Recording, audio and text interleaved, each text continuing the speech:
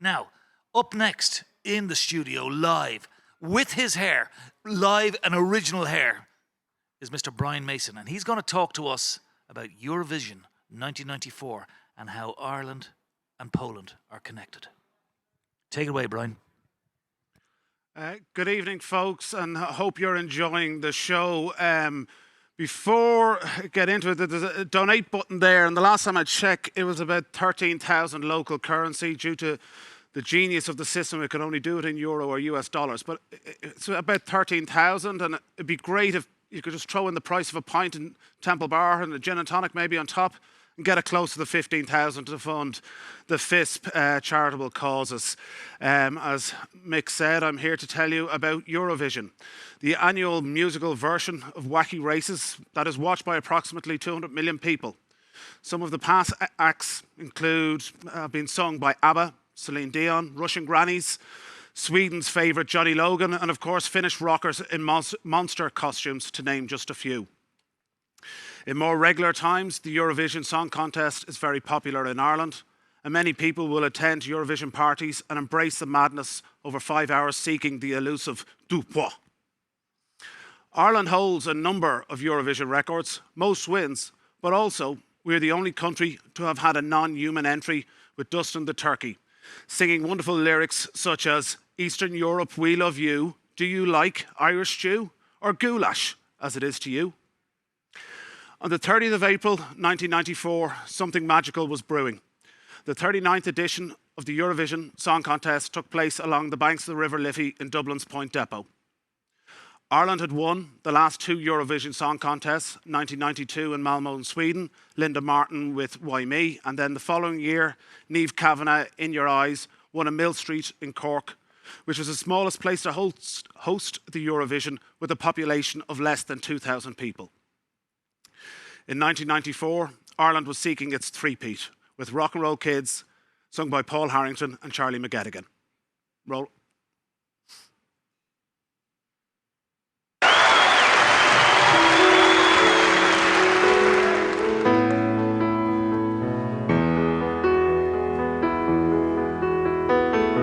I remember 62. I was 16 and so were you. And we lived next door on the avenue. Jerry Lee was big and Elvis too. Blue jeans and blue suede shoes. And we never knew what life held in store. We just wanted to rock and roll forevermore. We were the rock and roll kids. Rock and roll was all we did. And listening to those songs on the radio. I was yours and you were mine, but that was once upon a time. Now we never seem to rock and roll anymore. Now Johnny's in love with the girl next door. Mary's down at the record store. They don't want to be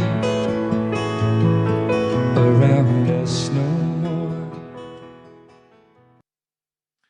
As you can see, where I got my superhero role model for my hair. Poland and 6 other countries were making their debut at the 1994 Eurovision edition. Poland's entry, To Ja, was sung by a sprightly 21-year-old Edyta Gorniak. However, not without controversy, 6 countries sought Poland's expulsion.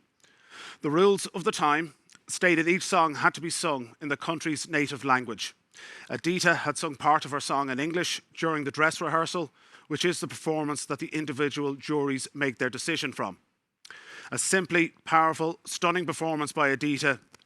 It's simply up there with Whitney Houston stuff, to be honest. Please.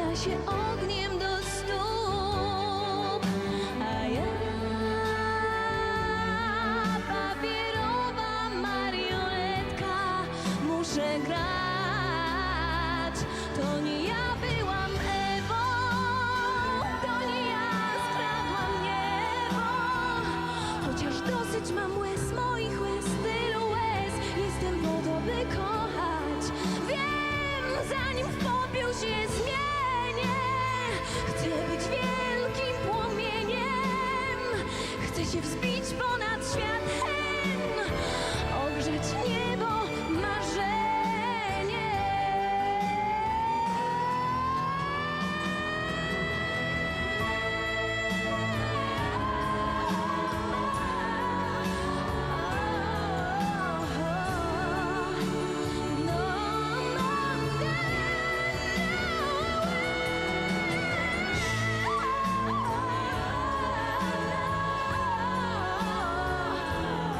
To nie ja pragnę zła, nie ja, nie ja.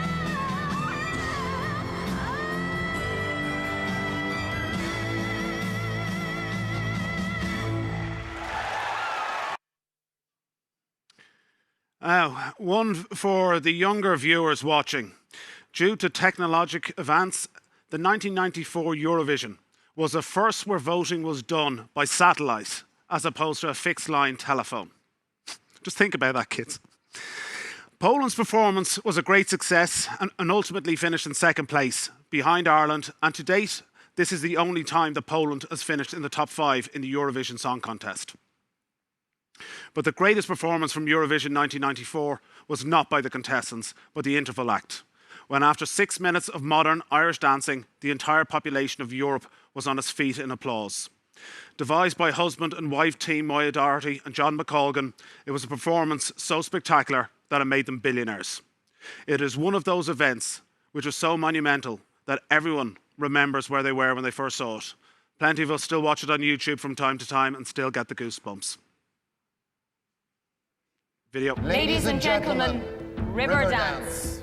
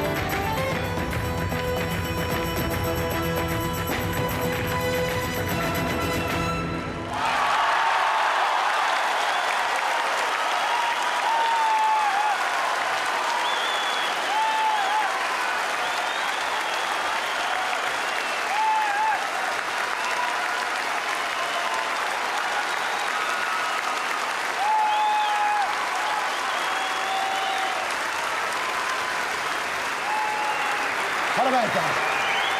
Stunning music. Amazing dancing. Was that or was that not the most spectacular performance you have